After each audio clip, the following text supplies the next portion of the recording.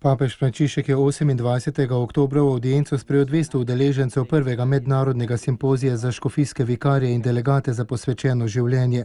Poudaril je, da škofje na posvečene osebe ne smejo pozabiti, da je posvečeno življenje dar za cerkev, rodi se v cerkvi, raste v cerkvi in je v celoti usmerjen v cerkev. Po njegovih besedah se posvečeno življenje umešča v karizmatično razsežnost cerkve in zato ga morajo škofje sprejeti z veseljem in hvaležnostjo ter mu izkazati naklonjenost, očetovstvo in skrbno ljubezen. Posvečeno življenje je duhovni kapital, ki prispeva k dobremu celotnega Kristusovega telesa in ne samo redovne družine. Papež je v govoru posebno pozornost namenil tudi vzajemnim odnosom med pastirji in posvečenimi osebami.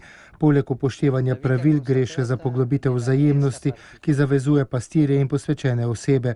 Vzajemni odnosi ne obstajajo tam, ker eni zapovedujejo, drugi pa se iz strahu ali sposobnosti podvržejo. Vzajemni odnosi so tam, kjer se gojijo dialog, spoštljivo poslušanje, medsebojna gostoljubnost, srečanje in poznavanje, skupno iskanje resnice, bratska želja po sodelovanju v doseganju dobrega cerkve. Kot je poudaril sveti oče, je vse to odgovornost obojih, tako pastirjev kot posvečenih oseb.